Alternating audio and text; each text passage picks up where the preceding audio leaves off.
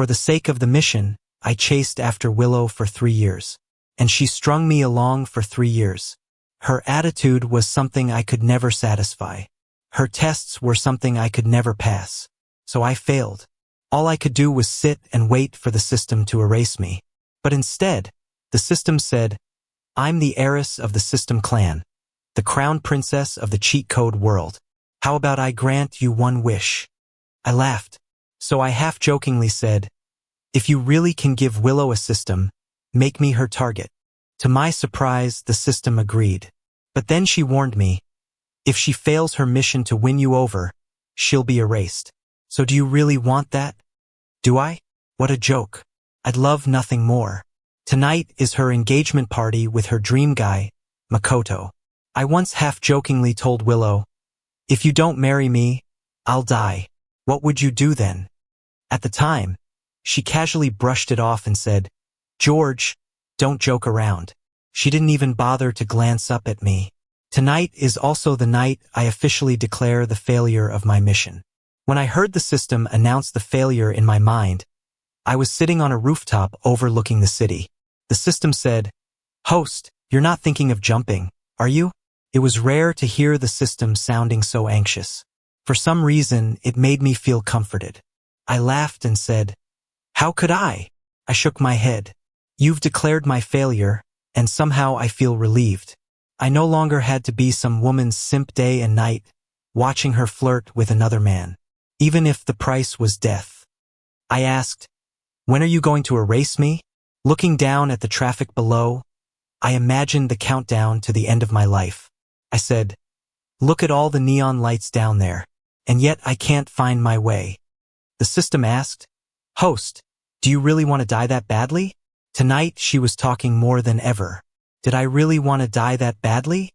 If I did, I would have quit this mission long ago. I've been trying so hard to stay alive. The system asked again, If you had one last day, what would you want to do? I always called my system Missy affectionately. Her voice was gentle, but her words often filled me with despair. I said, Then I'd want to see the ocean and lose my mind a little. So that's exactly what I did. In early June, the water was still chilly, but I put down my phone, took off my jacket, and dove in. I actually love the ocean, the feeling of being completely free in the water. But because of Willow's tragic past, she was afraid of water, so we rarely ever went to the seaside. There weren't many people on the beach. Not many people went as wild as I did either. Standing on the shore, I shouted at the sea, Grant the wish! Grant the death of the toxic girl. All of you grant it. I even saw someone holding up their phone, filming me. Honestly, who cares? I was about to die anyway. When death approaches, even shame becomes irrelevant. After I finally swam enough, I climbed out of the water and sneezed several times in a row. I even joked with the system, Missy, what do you say? How about letting me die of meningitis after catching a cold from playing in the water? The system stayed silent for a while. I went on, But do me a favor, make it dignified. Let me delete my browser history on my phone and laptop before I die. I never realized I could be this chatty. I guess the system didn't either. Suddenly, the system said, You're not going to die. What? I was so surprised. I even forgot I was putting on my pants and nearly tripped. She said, Host, did you not know? I'm the heiress of the system clan, the crowned princess of the cheat code world. How about I grant you one wish? I laughed. Since when did the system's humor stat get this high? So I jokingly said, Then how about this? You give Willow a system too and make me her target. But the next second, she replied, Okay, binding complete. I stared blankly. You're serious? I asked. The system answered, Of course I am. I immediately regretted it. Can I change it? That wish feels like a total ripoff. She responded, Nope. Once granted, a wish is non-refundable. I was speechless. Fine, better than nothing. That night I came down with a fever. When my temperature spiked, I thought I saw my great-grandmother. In my dreams were scenes from the 3 years I chased after Willow. She once said she was craving spicy chicken feet from the South District, so I crossed half the city to get them for her, only to find her with Makoto. Makoto looked at me, smiled and said, "Thanks for the trouble," then had me dismissed. She would call me to pick her up drunk from the club, and after carrying her up 6 flights of stairs, utterly exhausted, she'd smile and say, "George, I just couldn't bear to see Makoto work so hard." She'd give me hints and hope, but whenever I tried to confess, she'd change the subject immediately. The next day, my fever broke. Sniffling, I realized I was still alive. I pulled open the hotel curtains, full floor-to-ceiling windows. Right in front of me, sunlight and the sea. Felt like I'd been reborn. I asked Missy, "Are you really not going to erase me?" I was still suspicious about what had happened the night before. The system answered with a haughty tone, "You're just lucky you got me, the crown princess of the system world." She continued, "But she's not as lucky as you. If she doesn't successfully win you over, she'll be erased.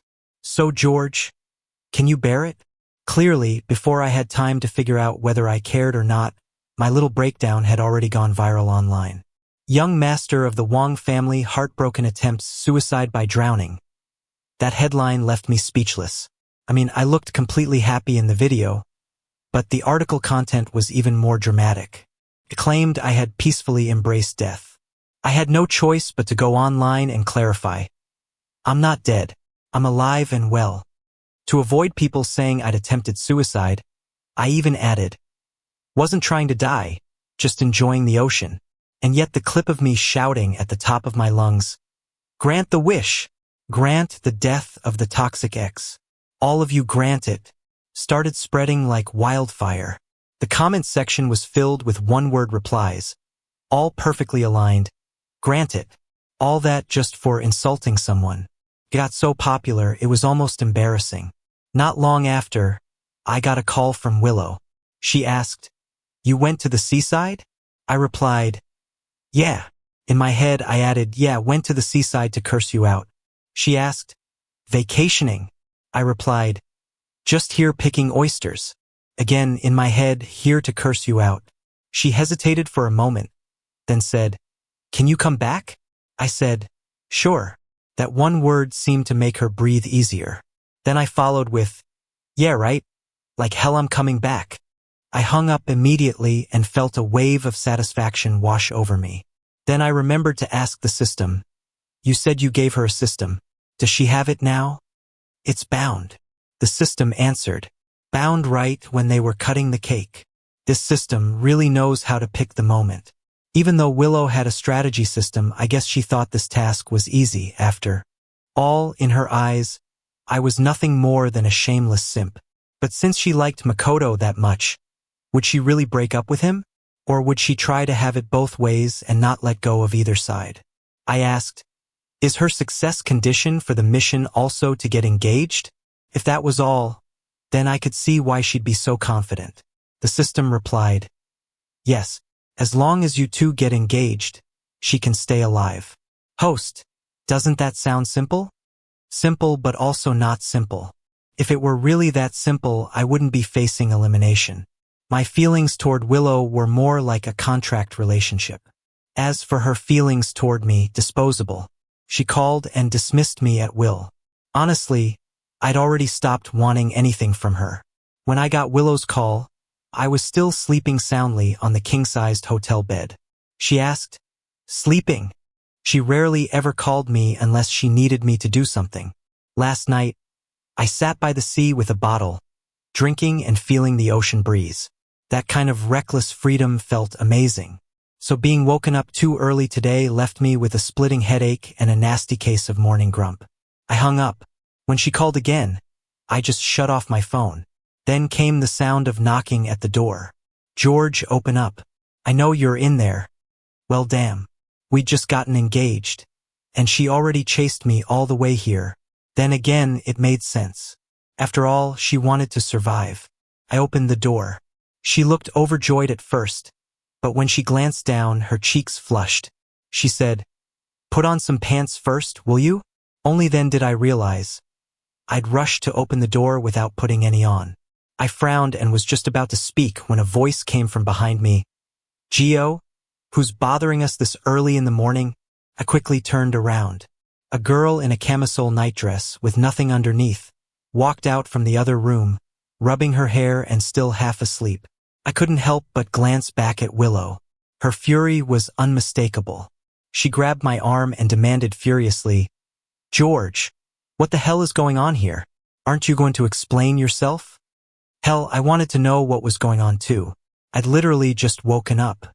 But looking at the furious Willow in front of me, I suddenly laughed. I said, "Miss Liu, what you see is exactly what's happening.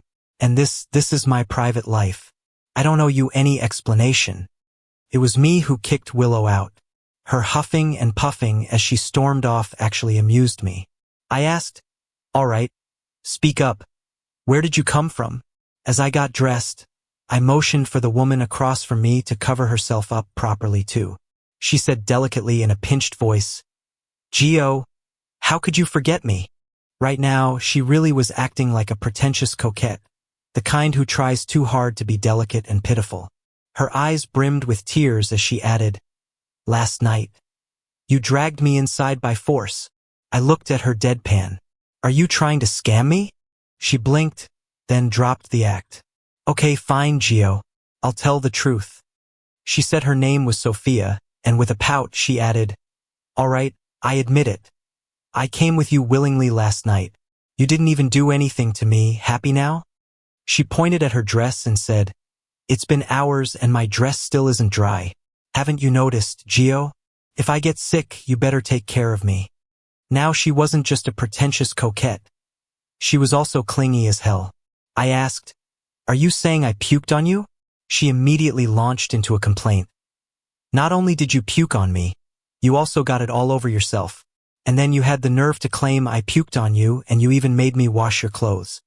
I summoned the system in my mind only to realize, shockingly, that she was telling the truth. Too much alcohol really does mess you up. Booze is nothing but trouble. I asked, "You washed all my clothes?" To be honest, I was starting to feel a little guilty. She said, "Gio, I've never met anyone who treats a lady so poorly." She held up her hands and added, "Do you know what these hands are usually used for? Not laundry. But you stood right there and supervised me, saying if I didn't wash them properly, I couldn't go to sleep." She did sound a little wronged. I rubbed my temples and said, "All right, no more of that. Last night was my bad. I'll give you some money as compensation. Just go."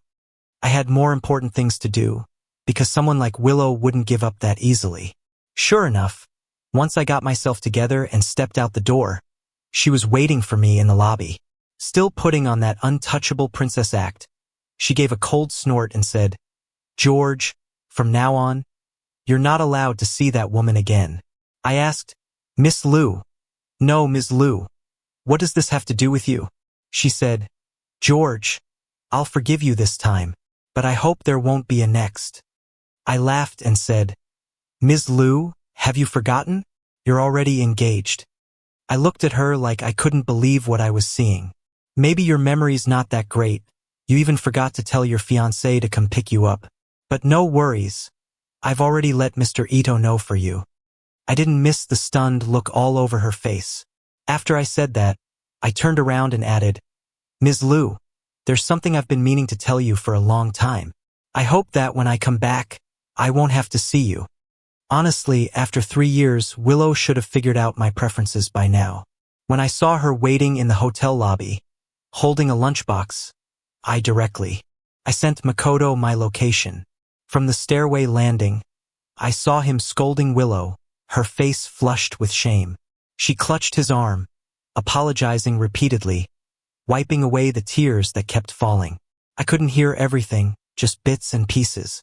But I caught one thing. Willow choked out, "Makoto, you know it. I only love you. We just need to endure this a little longer." One loved passionately, the other with restraint. And then there was me, an outsider involved yet completely out of place.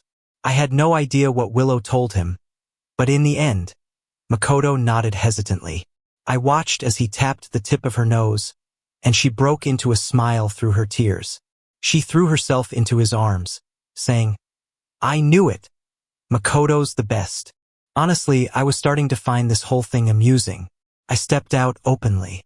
Seeing the two of them all lovey-dovey, I cheerfully offered, "You two got engaged, right? I never got the chance to congratulate you." Willow quickly pulled herself away from Makoto and tried to explain, I cut her off. I didn't want to hear it. I turned to Makoto and said, "Mr. Ito, you can stop sending me those photos. Let's go with what we agreed on before. I'll resign and leave Willow." I'd said the same thing to Makoto once before, back before their engagement. Back then, he'd come to confront me, trying to intimidate me. He probably didn't expect me to say it again now, and definitely not in a setting like this. His face was full of hesitation, unsure of how to respond. I looked directly at Willow and said, "Ms. Liu, I've worked at Liu Corporation for 3 years. I'm grateful for everything the company has done for me. I've already sent my resignation letter to your father and to HR. I won't disturb your date any further." Sure, the Wong Corporation went bankrupt and I, a former second-generation heir, was left with nothing. But that didn't mean I had to survive by clinging to others. If it weren't for the system's mission, there's no way I would have stayed at Liu Corporation. To be honest, leaving someone feels impossible at first. But once the decision is made, it's surprisingly easy to let go. Just as I was about to walk away, Willow grabbed my arm. I turned to look at her, and maybe the look of disgust I couldn't quite hide surprised her, because she suddenly asked, "Who gave you the right to just resign like that?" As we were struggling, the woman who'd stayed in my room the previous night suddenly appeared again. She didn't waste time. In just one sentence, she rescued me from the awkward situation. "Gio, I've been waiting for you for a long time." It was like she knew I wouldn't argue with her in a moment like this. She slipped her arm through mine and said, "Let's go." I looked at her but didn't return the gesture. Expressionless, I asked, "Why are you acting so familiar? Are we that close?" After we left, I suddenly heard the system's voice in my ear. She said, "Host, doesn't it feel good to act like this?" After being a simp for so many years, I finally grew a spine. I chuckled and said, "System, Missy, I owe it all to you." And then I heard the system let out a soft, lilting laugh. Gotta admit, it sounded kinda nice. I left without a second thought. The system asked, "That girl just now wasn't bad, was she?" She seemed hesitant. "Don't tell me. Apart from Willow, you're incapable of liking anyone else." I replied, "Don't be ridiculous. I'm just enjoying life. After all this time, I'm finally done being a simp. Why go asking for trouble with another woman?" Then I thought of something funny. I asked, "Do you share my senses? Like my vision, for example?" She replied, "No, host, I don't share your senses. But yes, my field of view is locked around your vicinity." I nodded. "That's good enough." I breathed in the sea breeze and said, "After playing it safe for so long, you're the one who taught me that sometimes people need to let loose." Soon, my dear sister Missy was about to cry. She whimpered, "Wait, you're not seriously going to do this, are you? Can we talk this over? I'm really afraid of heights. I can send you a gorgeous woman instead. Please cancel this dangerous game. Have you not been reading the news?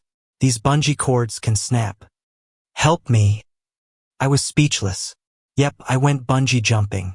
I was shaking a bit before the jump, but afterward, I felt totally reborn. The system stayed silent for a long while. I asked, "Did I scare you?" I was starting to feel a little guilty. She tried to sound tough. "Me? Scared? Come on, I'm not that kind of system." I grinned. "Wanna go again?" She trembled as she replied, "Please, I'm begging you. Go flirt with someone, fine, but don't do this again. Please." All I did was bungee jump once, but it ended up as tabloid gold. The media painted a vivid picture. If I hadn't been the one involved, even I would have believed it. They claimed I had a breakdown after running into Willow and Makoto on vacation and chose to risk my life. At least they didn't say I tied a rope to myself and jumped off a building because of heartbreak. Right then and there, I made a decision. I went public. I announced I'd be doing an open interview. I took the time to prepare carefully, only to find the journalists sharper than I expected. But my ultimate weapon? Honesty. I answered every question truthfully. I said outright that yes, I had loved Willow. Once, one reporter asked, "Mr. Wong, is it true you met Ms. Liu before her fiancé? That you've known her longer?" I nodded with a smile. Yes, I've known her for exactly 3 years and 1 month. Another asked, "Is it true you pursued Ms. Liu for a long time?" I replied, "It wasn't that long, just 3 years." My calm response surprised everyone there. Then came another sharp one. "So why didn't she choose you in the end? Do you feel any regret?" I smiled and looked straight into the camera. She had every right not to choose me. People have the freedom to choose, and with freedom comes responsibility for the consequences. As for regret, not really. I sincerely wish them a long and happy life together. Another journalist pressed further. "We heard you once took the hit for Ms. Liu at a drinking party and ended up in the hospital. Are you sure you're really over her?" I said, "People need to learn when to let go. Recognizing reality and cutting your losses is the right thing to do. The reason I'm doing this interview today is to say goodbye to the past. If I can, I hope to meet someone in the future who's truly worth cherishing." But just when I thought I'd handled it all with poise, the reporter cut in one last time. "Mr. Wong, if you've really let go, then why were you seen yelling on the beach like a madman?" I looked up at her and asked, "Let me ask you this. If you just went through a breakup, would yelling at someone be a crime?" My honesty made the whole interview go surprisingly smoothly. But right after it ended, just as I was approaching the alley near my hotel, a speeding car hit me. I passed out instantly. In the dream, I relived a lot of moments from my simp days. God, it was humiliating. In that dream, the system said, "When you wake up, pretend you don't remember anyone." I wanted to ask her why, but she never said another word. I must have slept for a long time. When I finally opened my eyes, the first thing I saw was Willow. She looked like she hadn't slept all night, completely exhausted. I opened my mouth to speak, but she grabbed my hand excitedly and said, "George, you're finally awake." Then I remembered what the system told me. I quickly pulled my hand back and asked, "Who are you? Why am I here?" Nurses came and went. Willow's face seemed frozen. She carefully asked if I remembered who she was. I shook my head, and so she calmly chose to lie. She said, "I'm your wife." If it were someone else waking up with amnesia, confused about their situation, and they saw a stunning woman in luxury fashion standing there claiming to be their wife, they'd probably believe it. I mean, what would a rich heiress even want from you? But the truth was, she did lie. So I asked her bluntly, "Are we married?" Missy whispered in my ear, You sound a little too eager there. Host, tone it down." Willow's response caught me slightly off guard. She said, "We're just boyfriend and girlfriend for now. We're not married yet." "Oh." I patted my chest and said each word slowly and clearly, "Well, that's a relief. Let me tell you, marriage is a grave you don't jump into lightly." Willow was speechless. She pressed her lips together and said, "George, even though we're not married yet, I already accepted your proposal. It's just a matter of time. I was so scared when you got into that car accident." Just then, I noticed someone barging in through the door, and I smiled at her. "Well then, my dear girlfriend, I'm in terrible pain right now. How about a kiss to make it better?" The person at the door froze in place. He looked like he was about to say something, but then held back. Willow hesitated but eventually leaned closer to me. The moment she sensed someone behind her, she tried to turn around, but I pulled her straight into my arms. I smiled and said, "My love, have we been fighting lately? Why do you seem so reluctant to be close to me?" Willow gave up resisting altogether.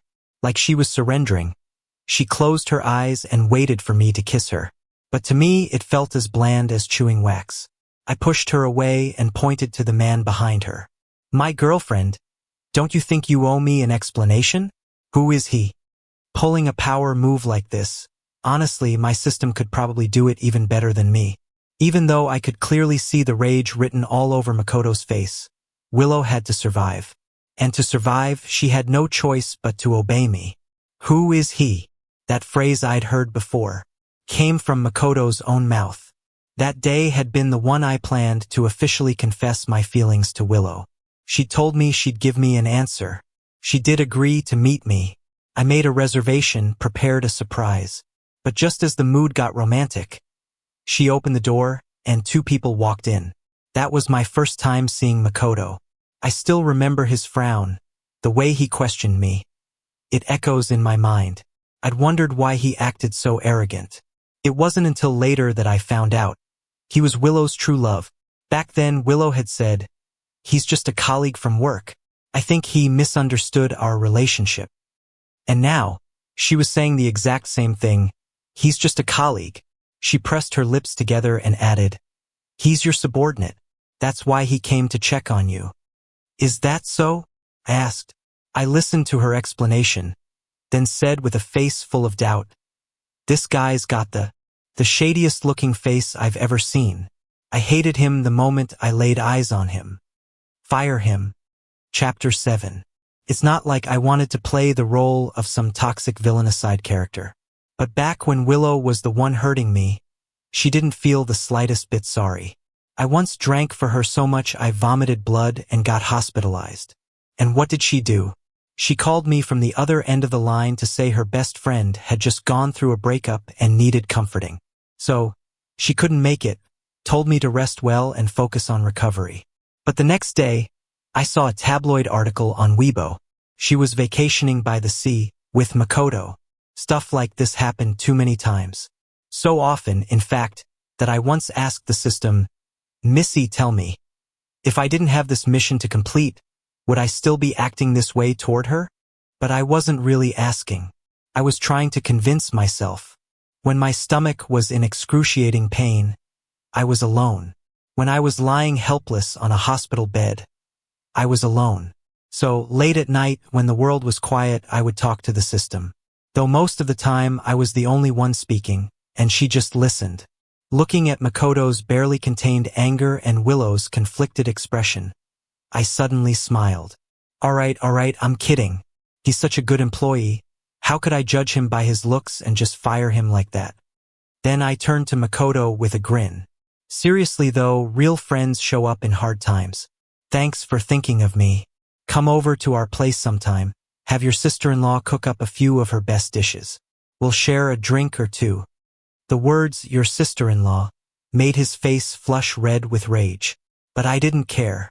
With my current status, everything I did was technically justified. I recovered quickly and returned to work soon after. Once again, Willow wanted me back in the marketing department, but I asked to transfer to planning instead. I was always better suited to proposal writing anyway. Back then, I'd volunteered to join marketing just so I could stay close to Willow, and I ended up constantly cleaning up her messes. She got used to it, left everything to me, and I did all the work. Willow tried to persuade me. She said, "If you go to the planning department, we won't even be on the same floor. I won't be able to see you all the time. What if I miss you?" I looked at her puzzled. Romance and work were never supposed to mix, Willow. Were our boundaries really that blurred before? Pushing back like this was something I wouldn't dare do while I still had the mission. Being questioned like this was something Willow couldn't afford to argue with because of the mission. In the end, I got what I wanted. Close enough to be present, distant enough to breathe.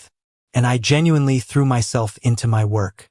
Apparently, Willow had told everyone in the company I'd lost my memory. Behind my back, people laughed. They said those who lose their memories tend to forget the most humiliating things, which meant I must have been a pathetic simp, so pitiful I'd erased it all from my own mind. One day, Manager Lee from the planning department mentioned a company dinner that evening. I figured I'd always been the aloof one, so I agreed right away. But when I arrived, I realized this wasn't any kind of regular company dinner. Sitting across from me was the same man who had tried to get Willow drunk last time, the one I'd stepped in to protect her from, the one with mafia ties, Martin. Seated around him were a few shady-looking guys with cocky smirks. One look at them and you could tell they were trouble. I asked Manager Lee, "Didn't you say this was a company dinner?" He smiled and replied, "George, haven't you been dying to land this proposal and prove yourself? Besides, we all know you can really hold your liquor." There were two possibilities. Either he assumed I'd lost my memory and forgotten the time I drank so much I vomited blood and was trying to mess with me, or he was testing whether I really had amnesia. Across from me, Martin grinned. "George, long time no see. We didn't get to drink enough last time." "Huh?" Manager Lee added, "Our George had a car accident and hit his head. Lost some memories. President Bai, don't take it personally." Martin laughed. "Well, now it makes sense. George, we used to be tight and now you don't even recognize your buddy. Come on, drink 3 penalty shots." I closed my eyes to steady myself, forced a smile, and downed 3 glasses in a row. Then I said I wasn't feeling well and needed to use the bathroom. But as I stood up, Martin gave his guys a look, and a few of them followed me out. Escape wasn't an option anymore. I headed into the restroom, but 2 of his men stood guard at the door. At this point, calling the cops wouldn't help. The only person who could understand what I was facing was Willow, so I sent her a quick message. But just as it went through, I got a reply, "I'm working with your wife." Hesitating over what that meant, I didn't even have time to react. Manager Lee stormed into the bathroom with a few guys and dragged me back to the private room. Martin dropped the pretense and sneered, "I've hated your guts for a long time. What kind of useless loser dares to mess up my plans? Acting all righteous and noble, huh? Love playing the hero and drinking for others? Fine, this time I'll make sure you drink till you drop." He had 2 men pin me down and started pouring alcohol down my throat. It was that classic nightmare moment. Screaming into a void with no one to hear you, until rage boiled over. I grabbed a beer bottle and smashed it over the head of the guy next to me. The glass shattered. In the same motion, I swiped the broken bottle across Manager Lee's wrist. They all froze for a moment. That was all I needed. I lunged forward, wrapped my arm tightly around Martin's neck, and pressed the jagged bottleneck against his carotid artery. Only then did the chaos finally stop. The police showed up, and we were all taken to the station. Willow rushed in later, her face pale, makeup half gone. She immediately noticed the blood on my face and opened her mouth to speak, but her voice caught in her throat. Martin was curled up in a corner being treated. Gone was the smug arrogance, now he looked utterly pathetic. The station had already confirmed that Martin had organized an assault and committed intentional injury. Digging deeper, they even found an old unsolved case tied to him. He was done for. When I walked out, Willow threw herself into my arms, crying, "I'm so sorry, babe. I only just saw your message." I asked Willow, "Where were you before this?" She bit her lip and said, "At work." I pushed her away and looked at her coldly. "You mean you were working with Makoto? That's why you didn't get the message?" Right now, I was playing the role of a husband catching his wife in the act. She lowered her eyes. "George, we were just working. Makoto just didn't want to be disturbed. That's all." I laughed bitterly. "Willow, don't lie. If you were busy, why was your phone in his hands? And don't tell me you didn't read the whole message." I was clear it was Martin. He sent people after me. "I asked you to call the police." I paused, then added, "And what did Makoto say in response?" "I'm working with your wife." "That sound normal to you? What did he tell you exactly? Also, I saw you'd already finished work when I left. So where exactly were you 2 working overtime, just the 2 of you?" When I turned and left, Willow stayed frozen in place for a long time. Walking alone down the street, I let out a long sigh. I said, "Missy, do you think I'm pathetic? Being treated like a damn dog all these years? Even now, when her life literally depends on marrying me, she still—" I stopped mid-sentence, afraid the system might misunderstand. "I'm not jealous. I just feel useless, like nobody really cares about me.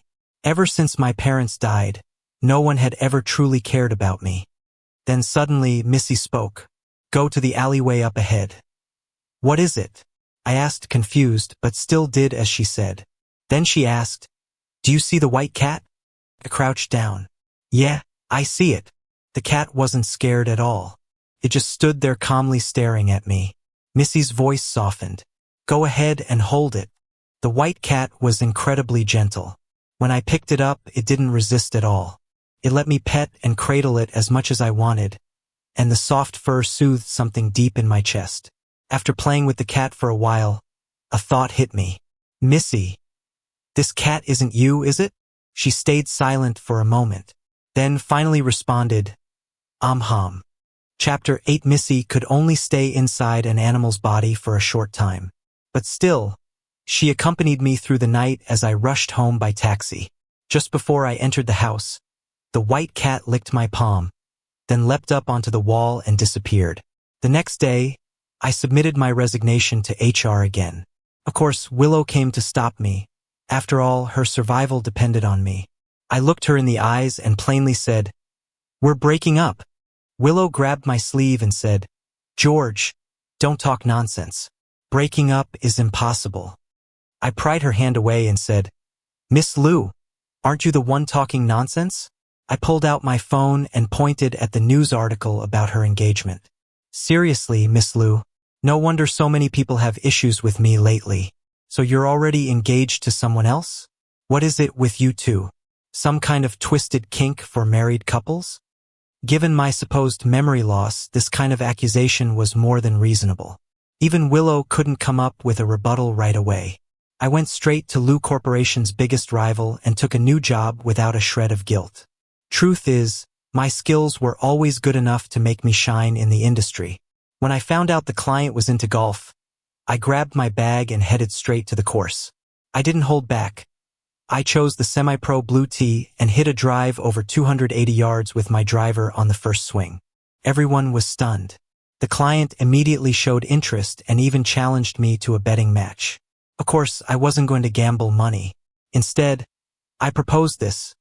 If I won, I'd earn a fair shot at future opportunities. I won, and somehow someone uploaded a video of my game online. It instantly sparked heated discussion. Only after seeing the news did Willow contact me. She said, "George, I didn't even know you could play golf." I was busy scheduling a meeting and didn't have time to answer her call. I said, "Miss Lou, I'm capable of a lot more than you think. And for the record, I played golf before I met you. Even a fallen rich kid was still once a rich kid. It's just that she never cared to learn about my past." I said, "Miss Lou, if there's nothing else, I'll hang up now." Then I added with a deliberately heavy sigh, "I'm at Kim Corporation now. I think it's best we keep our distance." When I missed my parents, I'd sometimes head to a bar for a drink. And if I was in the mood, I'd even hop on stage and steal a song or two from the house singer. Willow saw a video someone posted of me singing and messaged me with grievance, "George, you've never sung for me." Willow wasn't used to me acting like the world didn't revolve around her. Let alone now, when my career was on the rise and I had plenty of attractive women around me. She came to question me directly, "George, do you not love me anymore?" Some words, when said too often, even the speaker starts to believe them. "I love you."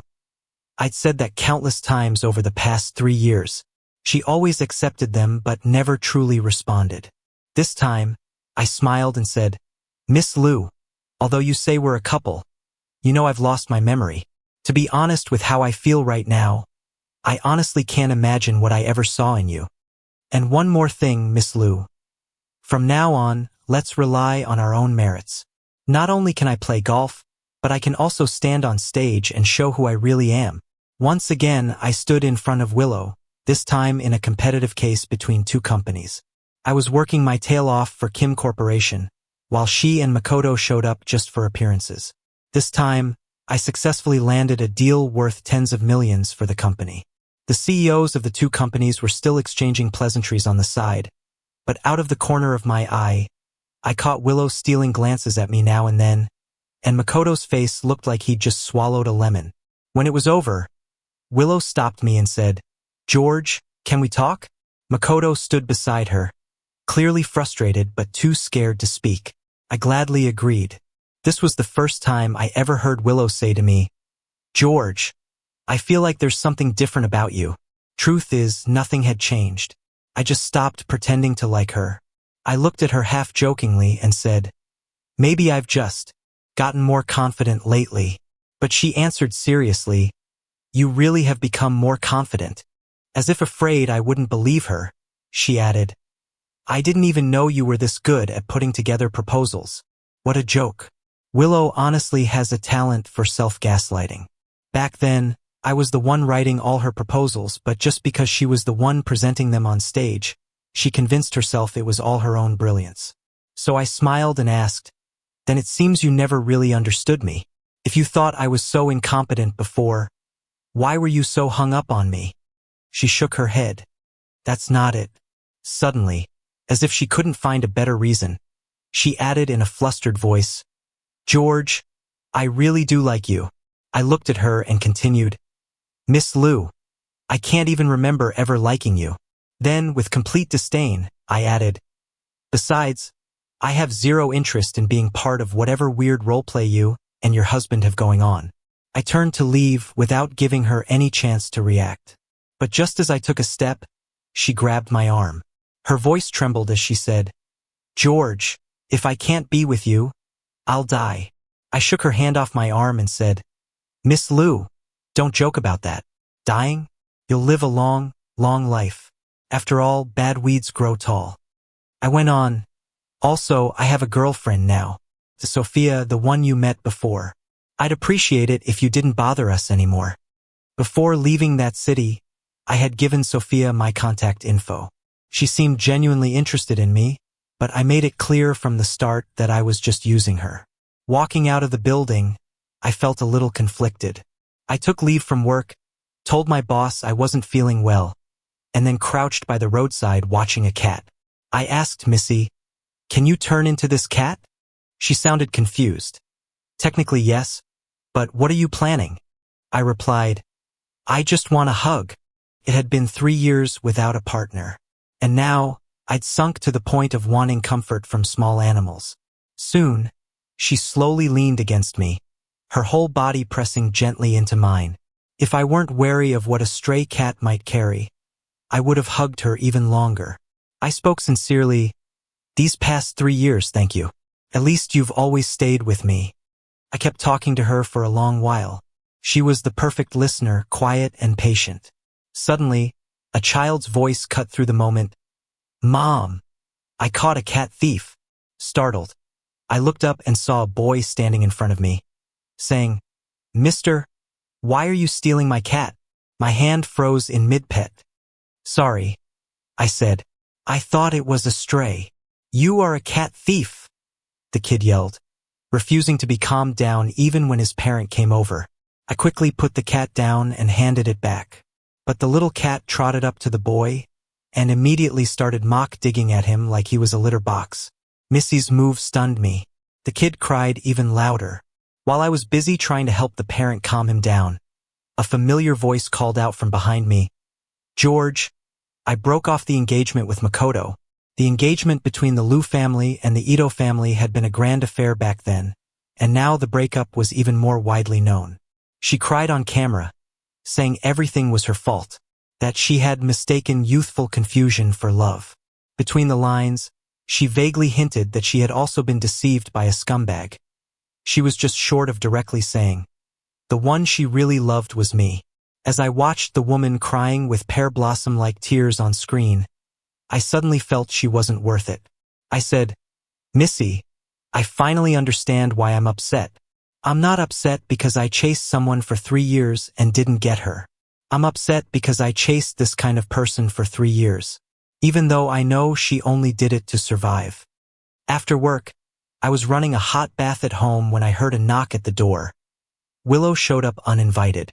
Sitting on the couch, I pinched the bridge of my nose and asked, "Weren't you the one who said we needed to talk? Why aren't you saying anything now?" After a long silence, she bit her lip and said, "George, I've broken off the engagement. Can we start over now?" I almost couldn't stop myself from laughing. I said, "Miss Liu, I don't understand what you mean by that." I took out my phone and handed Willow a photo of Sophia. I said, "I told you I have a girlfriend now." I had deliberately asked Sophia to send me some flashy, sexy photos, and sure enough, they pissed Willow off. She suddenly pulled a dagger from her bag, charged at me, and pointed the knife at me, screaming hysterically, "George, you can only love me. Why are you loving someone else?" Damn, she had completely lost her mind. She shouted furiously, "George, that Sophia is not a good girl at all. Do you even know what kind of job she has? And you don't feel dirty being with her? She had even investigated her." I tried to speak calmly. "Put the knife down first." Willow seemed provoked by the sexy photos. She took off her coat, revealing a camisole underneath. She said, "George, you'd have to be blind to fall for Sophia. Look at me. Aren't I beautiful?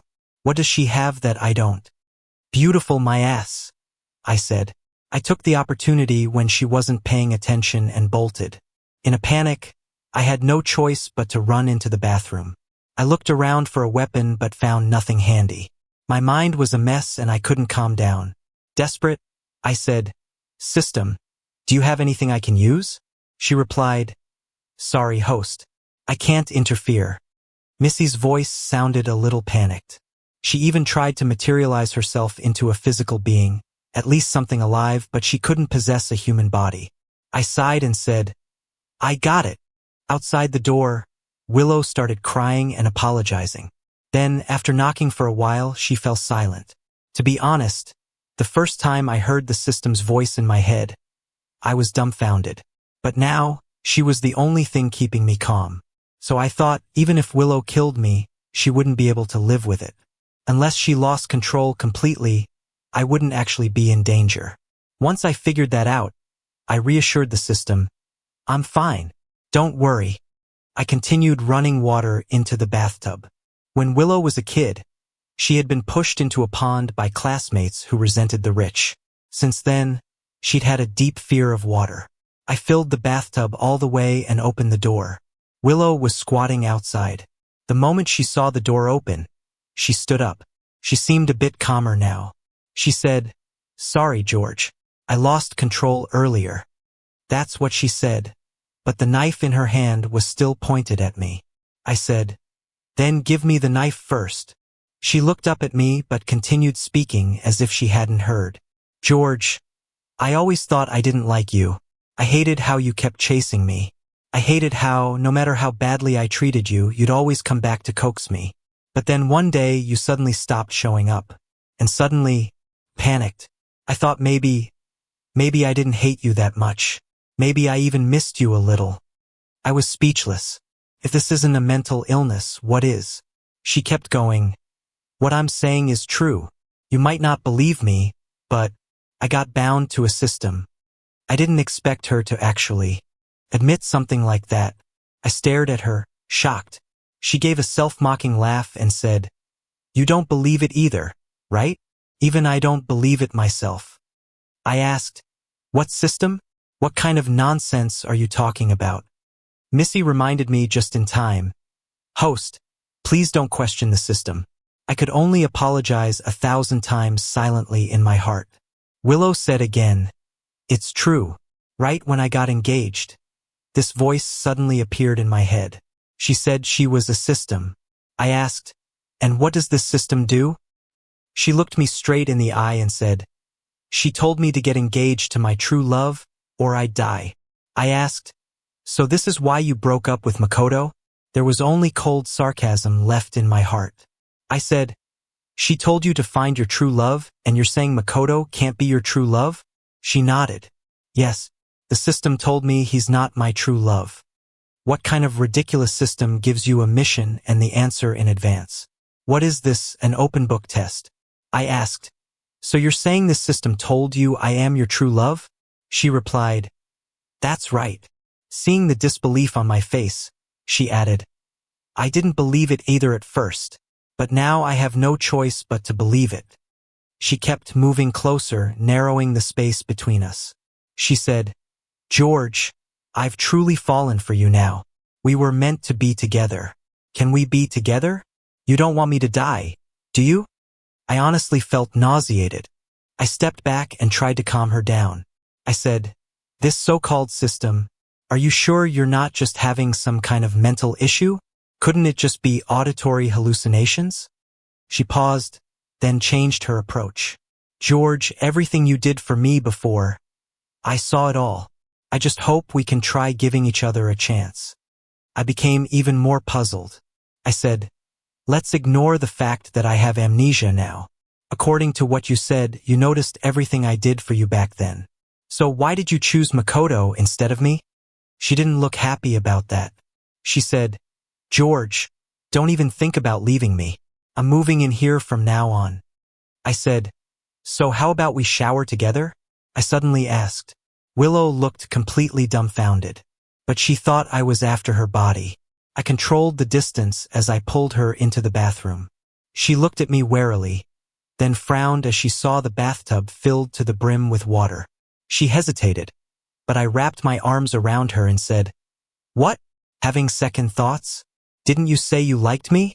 She frowned slightly and said, if this means you'll marry me. I smiled and took the knife from her hand. I said, then kiss me. Obediently, she stood on tiptoe and kissed me completely unguarded. But in the next second, I shoved her hard and at the same time swept her legs out from under her. She fell straight into the bathtub. The moment her head hit the water, she panicked. I held her head down, making her hold her breath for a few seconds. Then I yanked her up by the hair. She gasped violently, gulping air. I said, Willow, just this once. If you mess with me again, I will kill you. Willow panicked and ran off. I picked up my phone and called Sophia. I told her I had something important to talk about. She replied, then wait for me. Okay? I'll be right over. When Sophia arrived, she was clearly in a rush. Her hair was messy and her coat wasn't even on properly. She asked, did you have a falling out with Willow? Willow's public statement had stirred up quite a bit of attention, so she must have heard something. I smiled and said, I was never on good terms with her in the first place, so what's there to fall out over? She seemed to hesitate and said, Brother Wong, actually Willow's not that bad. Even though she was engaged before, she never actually got married.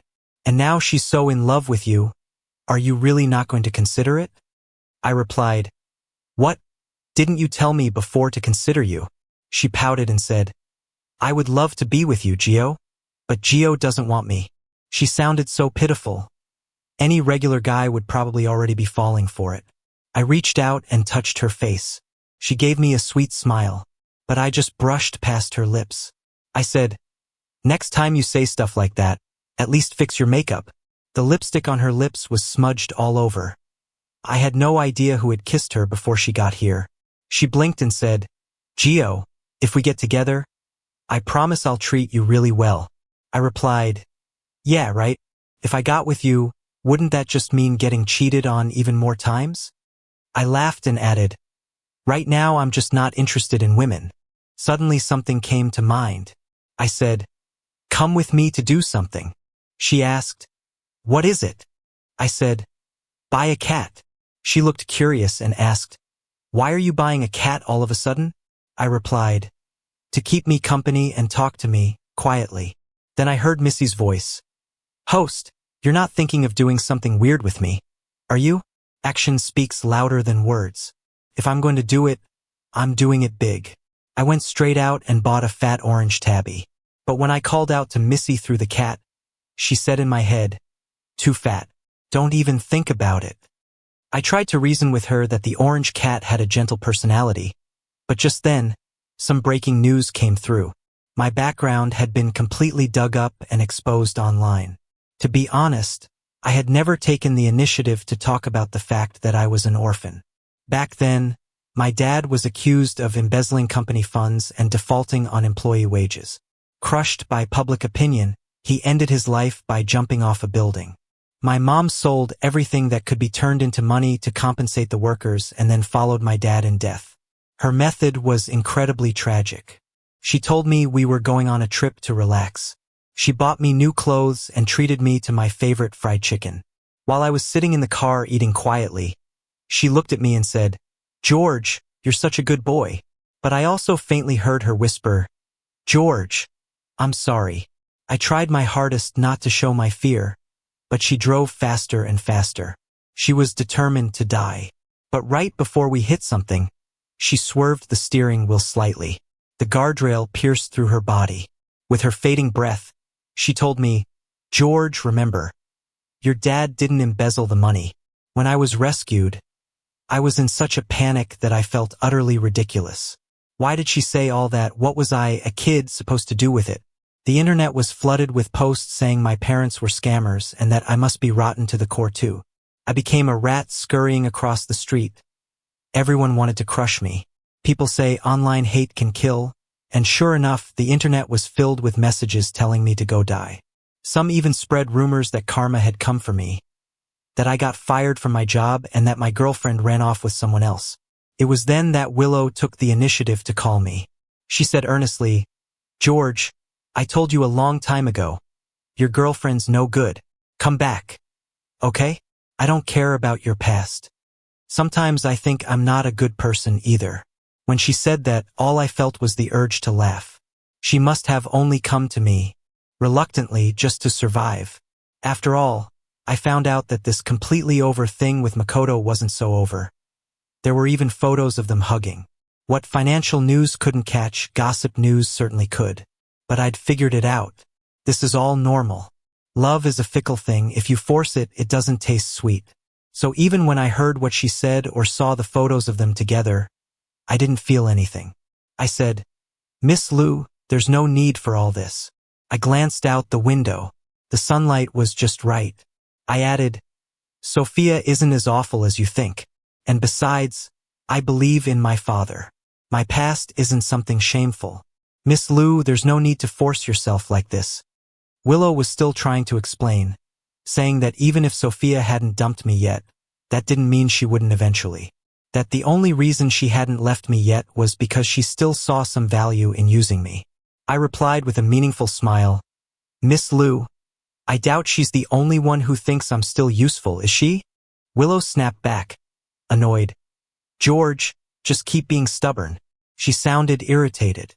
I said, "Willow, I never understood what you meant about the system before. But 2 days ago, something happened. I suddenly got a system too." Just as I said this, the orange tabby looked up at me.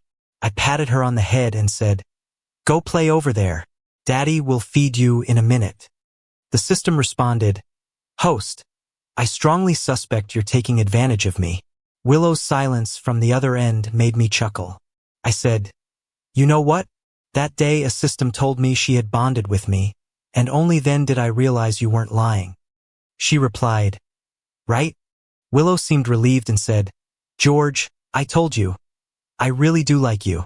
And at a time like this, with all the public pressure, you should trust me." I smiled and said, "Please let me finish what I was saying. The system that bonded with me is called the lie detection system. She just told me that everything you said was a lie." Willow didn't believe she had been exposed. She was still trying to test me, figure me out. She gave a cold laugh and said, "What kind of joke is this, George? There can't be that many systems." I believe she truly meant that when she said it. I said, "When she talks to me, it's like someone whispering directly into my ear, but no one else can hear it. She came with a mission too." I half lied, half told the truth. I said, "My system told me. If the people around me keep lying to me, I'll just get more and more unlucky. So Willow, it's better we keep some distance between us." I thought of the recent news. And another thing, I find it strange. How did my parents' story get leaked in the first place? I even suspected it had everything to do with her or Makoto. She said, "George, I think it's because I confessed to you recently. That's probably what made people start digging into your background." I'm sorry. The truth came out quickly. I don't know what kind of pressure Makoto was under, but he sent me a message directly apologizing. He admitted it was him who had hired someone to investigate me and posted everything online. What followed was Willow pleading with me on Makoto's behalf. I heard her say, "Makoto only did it because he loved me too much." I asked, "So because you two are in love, that gives you the right to use someone else's past as a stepping stone?" The internet was flooded with posts saying I wasn't good enough for Willow. It gave me the perfect excuse. I got to watch the helpless expression on her face. I said, but maybe the netizens are right. Maybe I really don't deserve you. No, please let me explain, Willow said. I know you must have seen those photos taken of me that day. But the truth is, I met up with Makoto because I wanted to end things for good. That hug was our final goodbye. I swear I hadn't been in contact with him one-on-one for a long time. He's already resigned and gone to work at another company. The system suddenly chimed in. She said, everything she just said is true. I held back my curiosity and still sent Willow away. As she walked out the door, she kept turning back, unwilling to leave, repeating, I can wait for you. I don't care what others say about you. I asked the system, how do you know she's telling the truth? Could the system really detect lies? She answered proudly. I asked. I told her I'm a royal princess of the system clan, and then I asked the system on her end. How could it not answer me? I had no other words to describe how great it felt to have that kind of backup. I asked, so you're saying Willow really has fallen for me? I honestly didn't believe it at all. She replied, let's put it this way. I can only confirm that what she said just now was true. Just then, I saw a new message pop up on my phone. I smiled and said to the system, see, there are things even your kind don't know. Willow told plenty of truths, but not the whole truth. That's when someone knocked on the door. It was Sophia's voice. She said, Gio, let me in, will you? Gio, about the thing you asked me to look into, I wanted to tell you in person. She seemed to be in a rush. She was slightly out of breath and said, Gio, can you get me a glass of water? I'm seriously exhausted. I went to get some hot water and handed it to her. I said, that's weird. Didn't you take a cab here? You sound like you ran all the way. She pursed her lips and said, Gio, you really don't know how to appreciate the moment, do you? She drank a few sips of water and added, look at me. This gorgeous woman right in front of you, and you're still hung up on Willow. Then, getting playful, she leaned in closer and ran her hand along my neck. She said, if you're not willing to marry me, Gio, that's fine too. I won't even make you take responsibility. She even started trying to seduce me in another way. Lifting the edge of her skirt slightly, she said, look at this.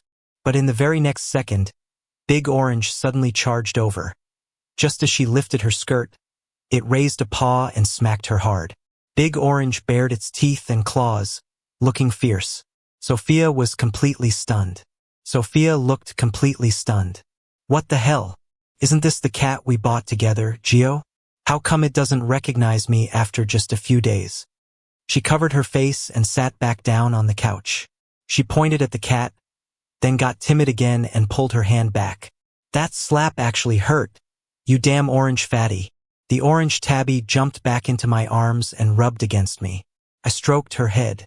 I could tell it had to be her, because every time she possessed the cat, it would stop meowing entirely. But I didn't say anything out loud. Somehow, I found this whole thing quite amusing. She stayed silent, probably thinking I hadn't noticed. So, I simply switched into full-on cat-petting mode, rubbing her all over. The big orange tabby was obedient and timid, as if saying, I won't move if you don't move. I said, go ahead, talk. Sophia looked at the cat.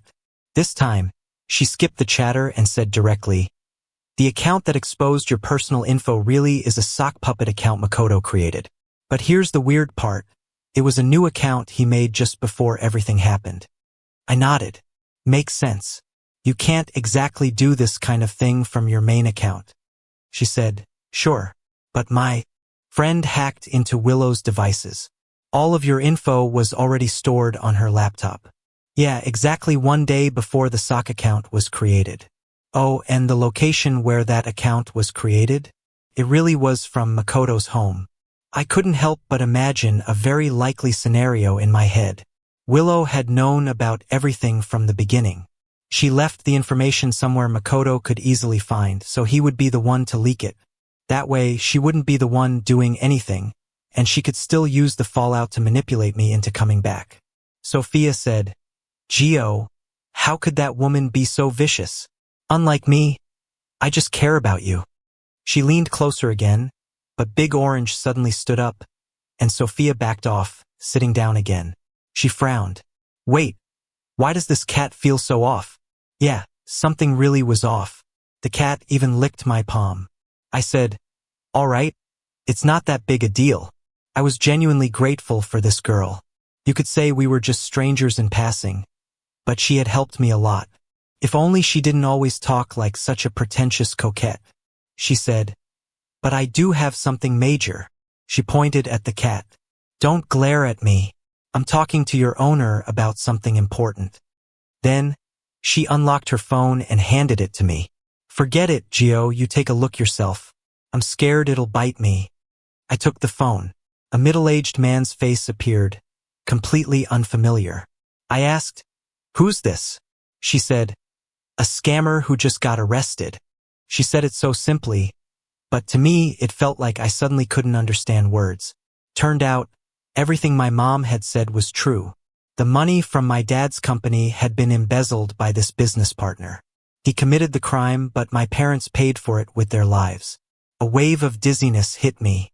The edges of my vision went dark and started closing in, shrinking to the size of a needlepoint before exploding into stardust.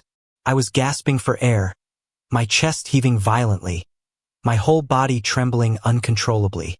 But in the very next second, I heard a thump. Sophia had collapsed straight onto the floor. She didn't move. I panicked and reached out to check if she was still breathing. The next second, her eyes opened. I looked at her and asked, "Are you okay?" She sat up, and in my head, I heard a voice. "It's me." Clearly, the earlier shock had been overwhelming. So now this was pure surprise and joy. I asked, "Are you the system, Missy?" She nodded, her brows furrowed as if she couldn't speak. I grabbed her hand, excited, but she immediately yelped and pulled it away. I asked, "Does it hurt?" I could see clearly what kind of state she was in. She shook her head. "No, it's not that painful." She still couldn't use Sophia's body to speak. Her voice was coming from inside my head. Right after that, I saw Sophia come forward and hug me. Naturally, I didn't refuse. I asked, "Does it hurt?" I was sure she was in pain even though she was doing her best to hide it. She didn't answer my question, but suddenly said, "Don't feel bad anymore." I couldn't promise that, but I still answered obediently, "Okay." Then something occurred to me. I looked at her and asked, "Weren't you not allowed to possess a human body?" She said, "I'm the princess of the System clan. I can always find a way." Missy really made it sound like no big deal. I smiled and said, "I'm already feeling much better.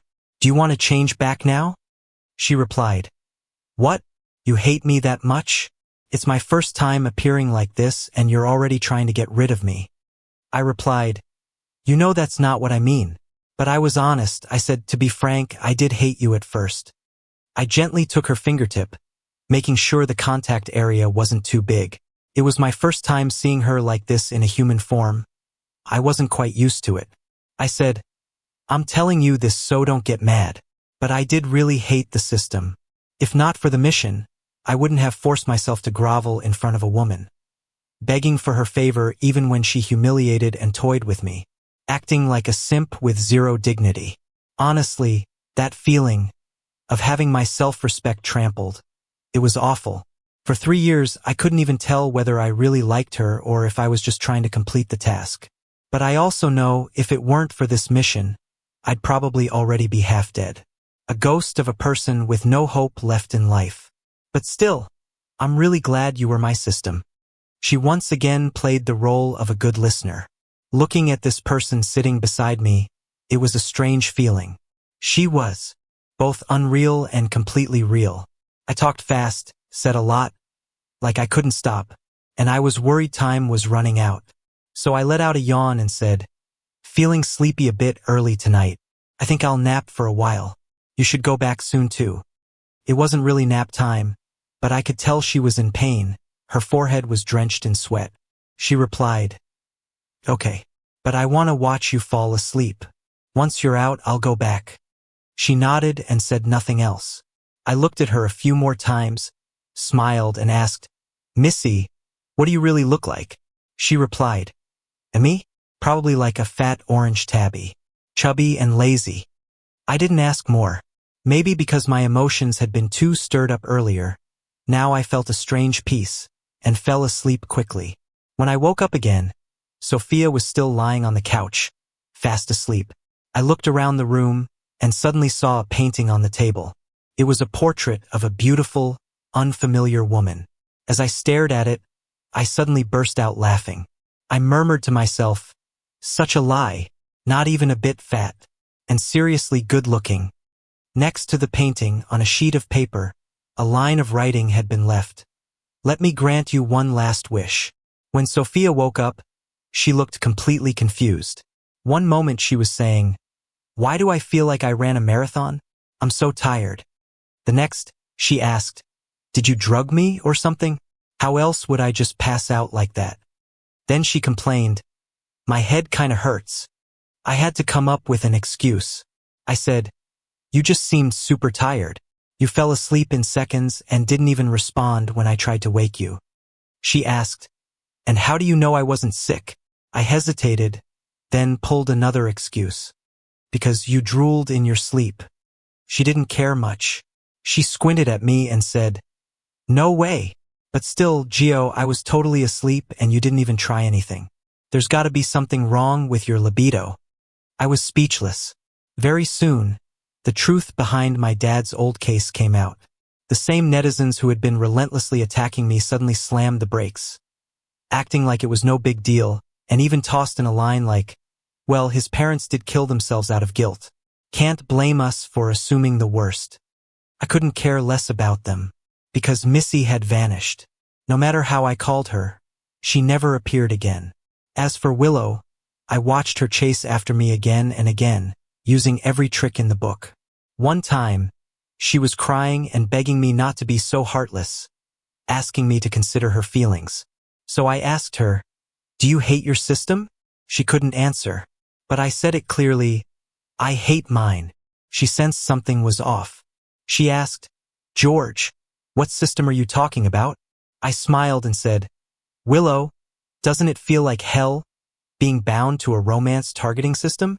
She panicked suddenly. What are you doing? He looked at me like I was hopeless. You used to do it all the time. Now you've forgotten everything. He mumbled, almost pouting, it's fine. We'll learn it all again together. Wow. He really is demanding. He stood in front of the Academy's rule board for a long time, carefully reading it. I asked, that's for new students to memorize. Don't you remember it already? I couldn't help being curious. The board had been the same for 100 years. What could he possibly be studying?